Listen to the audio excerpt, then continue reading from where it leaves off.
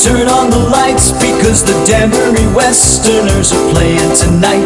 They'll be swinging their bats and they'll be hitting home runs. It's a night of excitement and family fun.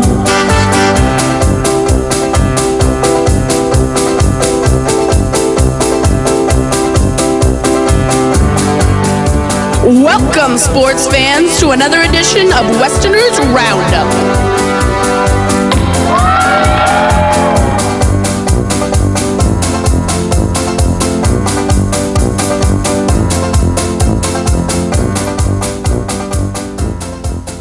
Hello, and welcome to another edition of Westerners Roundup. I'm your host, Bob Brett Jr., and tonight we're having another great guest and a all-around great guy, the president of the Danbury Westerners, Paul Schaffer. Hey, Bob, how are you? Good, and you, Paul? I'm doing great, thanks. What's new and exciting with the Westerners this year? Well, we're getting ready for opening day. It's less than a month away.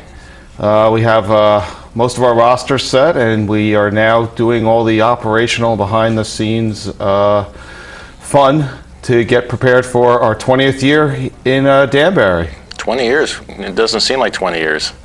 Well, some days it seems longer than 20 years. I think you know that. Yes. But, for 20 years, we have had a lot of great things in 20 years that have gone on in this town. Yeah, I mean, the program that we've had for the past 19 years has been, I'd say, an unqualified success, both with the community and with the talent that we've been able to bring to Danbury for our fans to see. It's interesting, Bob. I've been doing some research about the Westerners and their history. We've had almost 500 guys play for the Westerners during our 19 years. We've had over 125 of them get drafted by MLB, and we had 19 of them now make the major leagues. That's cool.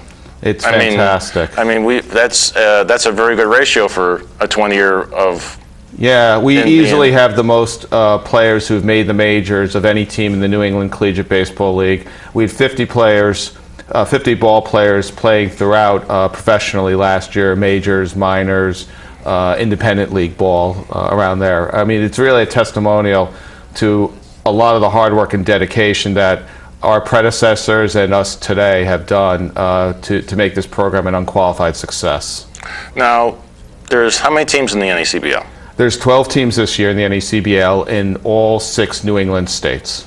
You had 13 last year, right? Yeah, there was a team in Saratoga, New York. They are temporarily not in the league this year for some administrative issues, and we hope to bring them back next year. Now, there has been realignment as well, right? That's right.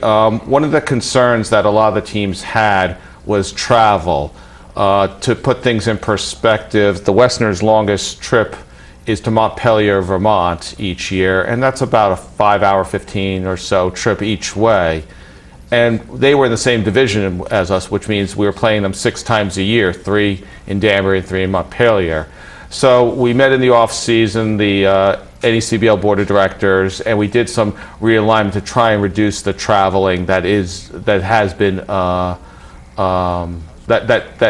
in the league right now, so that we have a little more closer rivalries. So, for example, the other team in Connecticut, the Mystic Schooners, now we play them 6 times a year, 3 and 3, rather than 1 that we were playing. Right. Well, which makes more sense. Absolutely.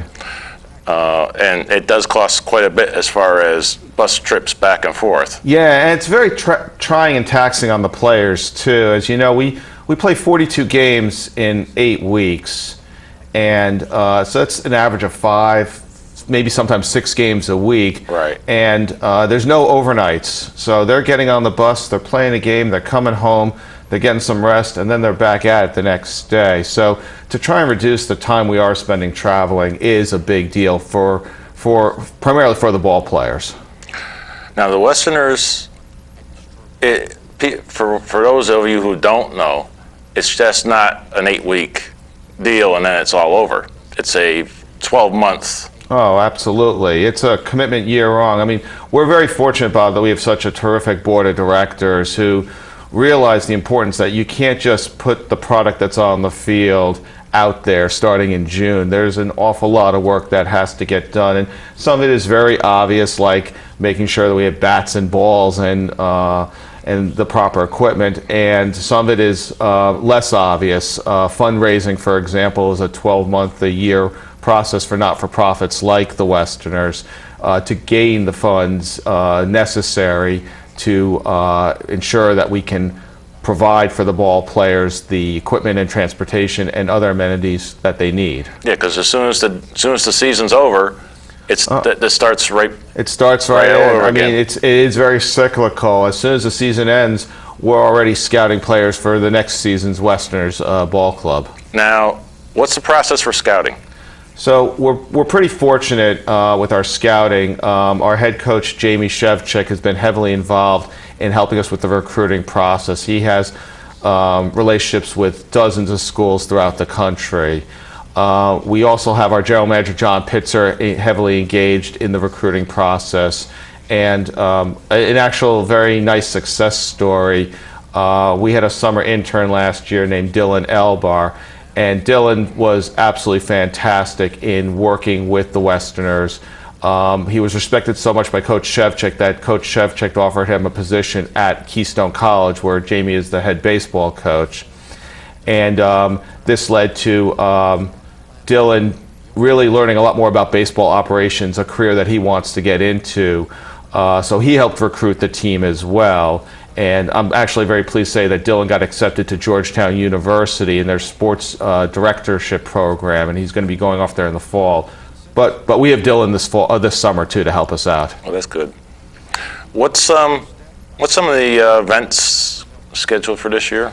Well, other than our 20th anniversary breakfast. Yeah. Well, while we start with that, then the season kicks off June 5th. Actually, June 4th we'll have an exhibition game at Rogers Park. June 5th is our season opener. We open on the road this year in New Bedford, and then June 6th starts the home season for us. First thing in the morning, as you point out, is our annual celebrity breakfast, 20 years strong. We get hundreds of people attending this event, and there's still seats available if people are interested. But this year we're fortunate to have former New York Yankee All-Star catcher Rick Cerrone as our keynote speaker. He's a fascinating human being. He was involved in bringing baseball back to Newark, for example, with the Newark Bears. And the stories that I am told he will relate about his experiences with the Yankees and the Steinbrenner regime are priceless. Plus, he also played for the Mets. He played for the Red Sox. Yes, he's one of the rare few who played for all three. But he's really known as a Yankee. And we're moving this year from the Amber Room to the Matrix, right? That's correct. We have it at the Matrix this year. Kicks off 7:30 prompt, and it'll be, I'm sure, a great event. If somebody would like to know more information. I'm the guy, Paul at DanburyWesterners.com. Very easy. Send me an email, and we'll get you hooked up. When's the camp starting? I'll get to. Okay, let's go. Let's try and go chronological. Okay. So the next day after our home opener is our annual kids clinic. The clinic. 9 o'clock. That's for kids age 7 to 12. Westerners do this every year as part of our giving back to the community. We typically get somewhere between 80 and 110 kids to get hands-on instruction with the Westerners for 2 hours, 2.5 hours. They get a T-shirt. They get free pizza. Anyone who wants to register, again, you can contact me or you can go to Danbury Parks and Rec and they'll take the registrations for them. But it's a nice event that we give back to the community there too. We thank our sponsors for helping us support that program. We then follow up with an event on June 14th, which is very special to me, and it's recognizing 20 years of baseball here in the Danbury community. We're going to have a festival starting at 3 o'clock at the ballpark. Free hot dogs, live music, other kids' entertainment, which will roll into a pregame ceremony starting at 6 o'clock with some of the people who've been very important for in the history of the Westerners baseball. And I don't want to give out too many secrets about it just yet, but we have a committee working very diligently, headed up by Chris Miller, planning what promises to be a really, really special night before our game at 6:30 against the Vermont Mountaineers. And music by our own. Our own? Your own. Our own. Yeah, Dave King will be one of the musicians who'll be there, and we have a couple of other acts that we're trying to line up right now, too. And Mr. King, we thank him for having us have the not only our opening for here, but also for we're the only team in NACBL to have a theme. That's right. That's right. Dave's very talented, and he graciously does a lot of things to support the Westerners. So we're thrilled to have him here as well. And then, so that's June. We have a bunch of home games in June. We are honoring, as we always do, not-for-profits and other charitable organizations, schools, youth baseball teams. We're going to publish that schedule probably next week or so on who all of our current honorees are. That dovetails into the July 4th weekend, where we have our annual Parents and Host Family Weekend, where we invite the player parents to come and spend a weekend. They see their sons play. They meet their host families there. And it's a really special event. It's one of my favorite games of the year, or days of the year, I should say. Right after that, the following week, on July 14th, we have our annual charity golf event at Richter Park. That has some special guest celebrities as well. We have confirmed Tommy John, former New York Giants Jeff Fiegels, Don Herman, and Carl Nelson.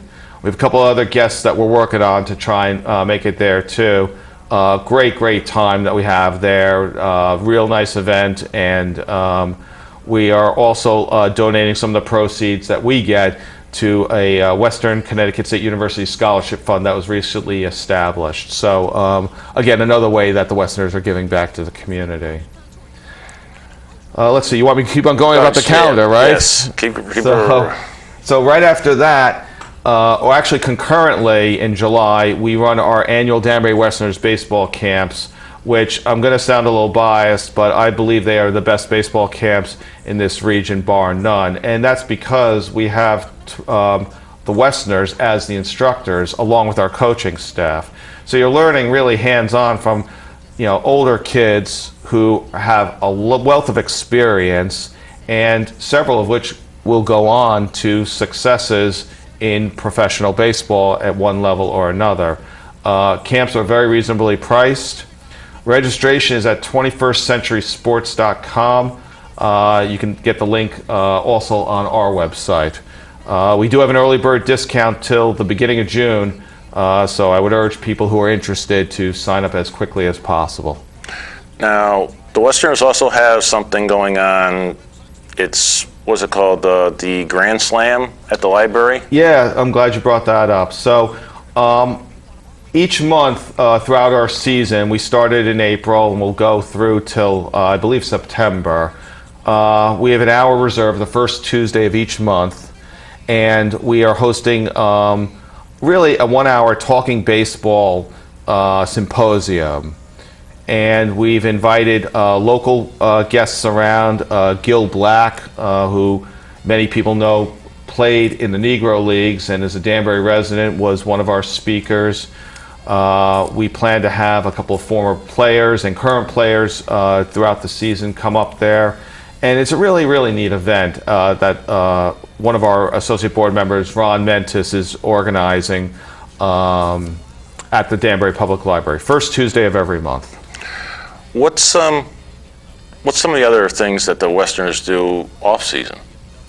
Off-season. Well, we have a couple of neat events in the off-season where we try and make sure that we have a presence at various community events. So we'll be at Taste of Danbury, for example. That's in September out there. And while our season has been done at that point, we're always trying to build awareness, whether it's about our host family program, whether it's looking for new sponsors for the team, and even occasionally recruiting. It's amazing people who you meet at these events. We last year resurrected our hot stove breakfast, which was a nice program with one of our former players who got drafted by the Seattle Mariners, Zach Shank, as the keynote speaker. So we're looking to continue that program again in the fall. Probably November timeframe is what we're looking at right now. I don't think we've set the date yet, but probably somewhere in the November timeframe before the December holidays. I attended the Chili Fest, which was excellent this year, especially it being moved to the Dome. Yeah, I have to thank the Danbury Sports Dome. They did a fantastic job supporting our annual chili cook-off. For folks who don't know what that is, it's really a chili contest with both not-for-profit organizations as well as restaurants coming in competing for the unofficial best chili in the city of Danbury. The support we get from both the Dome and the financial sponsors who come in and help underwrite the event is overwhelming. And great attendance, lots of events for the kids as well. We have vendors set up, there were bouncy houses, other kids games. It's really a neat way to get the community together in a cold, winter time. And then the following week, you had the 5K, which you ran in. I did. I didn't embarrass myself either. So, but that's a neat thing. We've done this now for 2 years, and Bob, runners are just strange people, and Yes. I put myself in that group too. But we had a wonderful day. It was 22, 23 degrees at race time. Sunny though, and no wind, which was unusual for this winter. Yeah. And we had 150 runners compete in a nice 5K and get people out there. And it's just another way that we try and not only just build awareness about the Westerners, but also are looking to show the community that we're here, we're strong, we're going to be here, for a long time. And it's just an overall fun time. Now, touch on what the host families are. I'm glad you brought that up. Because the host family program that we have is very special to me, Bob. We've had this program now. This is our 8th year of it, and it's one of the things that we found out was the ball players really acclimate well to being in a household environment. We look for volunteers for the host family program to open their houses for a period of 8 to 10 weeks just during our season. So June 1st till the middle of August, depending upon how far we go in the playoffs.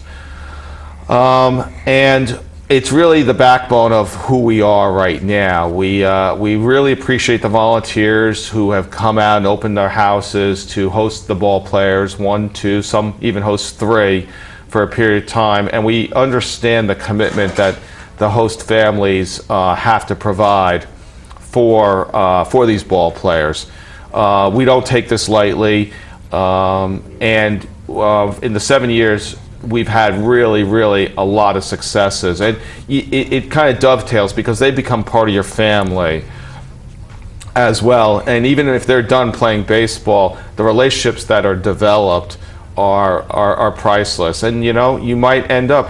Our most recent MLB call, Mike Olt on the Cubs. Yes. He stayed with the host family, and they have kept in touch throughout Mike's professional career.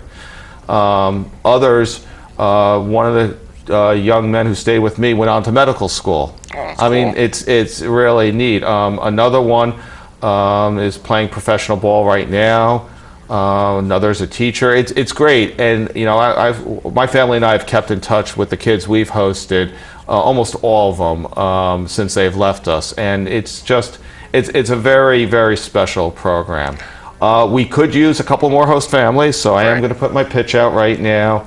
We've had a little bit of turnover, not because of bad experiences, but really because of people leaving the area. Retiring, moving out of state, for example.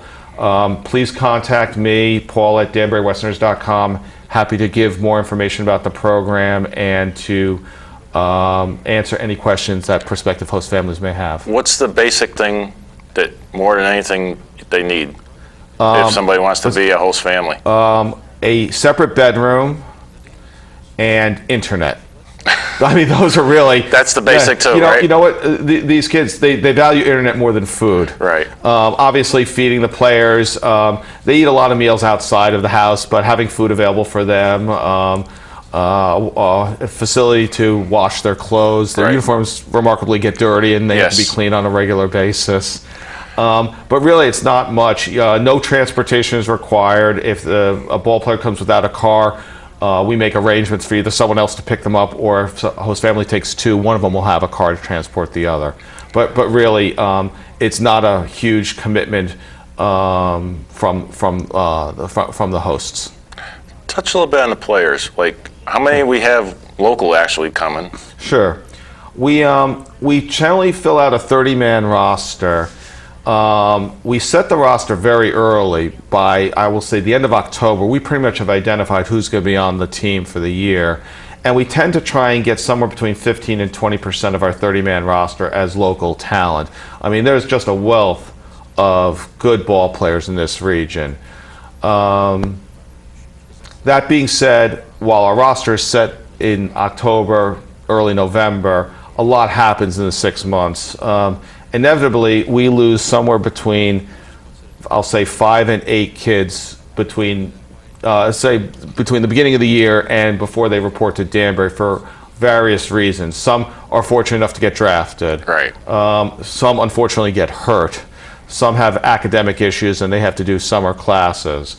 Or some might have to be playing in the College World Series, or right, they were delayed in getting here here too. So there will be some churn with the roster. Right now, we have 28 slots signed. We have 2 positions open right now with candidates identified. One of them has verbally agreed to sign with us if he does not get drafted by MLB. He played for us last year.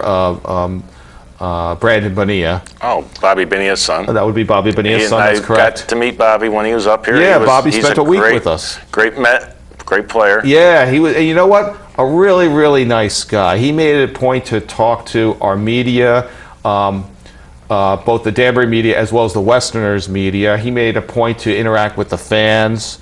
Really, really, really nice guy. So, we're hopeful he comes back. His son is a 6'4" left-handed pitcher who can hit in the mid to upper 90s with his fastball. We'd love to have him back, but I'm sure there's 30 other teams out there in professional ball Right. who'd like to have him as well. Exactly. Now, I know I heard a rumor, and John talked about this on the last show, that there's a possibility of Rivera's. Oh, Mariano Rivera. His son playing In the league? So his son is signed with one of the teams in our league, with the Laconia Muskrats. Whether he reports, I think he's draft eligible too. Right. We will see. But the one thing I can say is that if his son plays summer collegiate baseball, it will be in the New England Collegiate Baseball League. That would be a great. It'd be great for our league. It would be really, really nice. I think he's playing Iona. Is that where he's going to school? I believe so. I believe that's where he's going to school. Now I know the game nights they have, specialized fire department, police department. Right. Any other special? Yeah, we have a couple of neat events this year. We have a couple of schools coming in. We're going to have St. Gregory the Great's night on June 16th, which will be a real special night. Actually, Mr. Gil Black will be there that night as well. We have our annual Jimmy Fun night. That's going to be sometime in July. We're working with a bunch of organizations. The Danbury Exchange Club will be hosting the June 14th game with the 20th anniversary here. So we do have a bunch of really strong community-oriented organizations. I know here. What I'm a part of too is the Southern New York Racing Association. We will have a night as well. That's awesome. We love having you guys and those old vintage cars come out there. Yes. That's fantastic. Actually, I think the ball players like that I think too. the kids had a ball with it last year as well. Yeah. It was very good. What's the? Now there's also an ERA program. Yeah, I'm glad you brought that up because I forgot to bring that up. So one of the neat things, as I mentioned, we do give back to the community is that we've had a summer reading program for both the elementary, high schools, and the local libraries, where we will award these groups tickets, and they can hand to a Westerners game, and they can hand them out to any of their children who achieve some sort of reading goal that the organization sets up. So if they tell a child or that they have to read 5 books, they'll be entitled to a ticket to a Westerners game that year. So we have 10 local libraries between schools and public libraries lined up. We have room for a couple more if people are interested. We also have a couple of field days lined up with some of the elementary schools as well. King Street we're going to be at Staley Ruff this year too. So we're looking forward to this. Now I heard, and I know this probably is true. We have two Westies this year. Ooh, we do. We bring in one out of retirement. Yeah, as part of our, I guess, honoring the 20th year, we have found and we have refurbished the old mascot, the original one, which is it's big.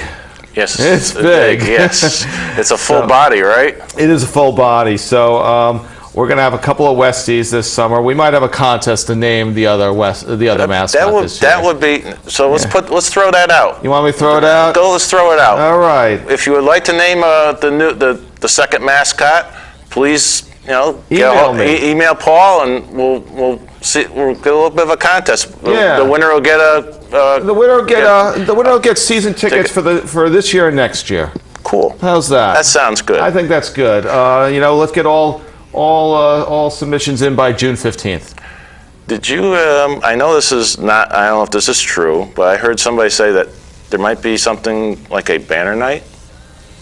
We are trying to work on something with the banner night. We're pretty impressed with what the Danbury Whalers did this year. And being a Mets fan, yes, and trying to resurrect that old theme, we'd love to do stuff like that. One of the neat things we can do is we have a bunch of talented interns who we've recruited this year, and they are really going to be in charge of helping us market our games, promote our games, and do things like that.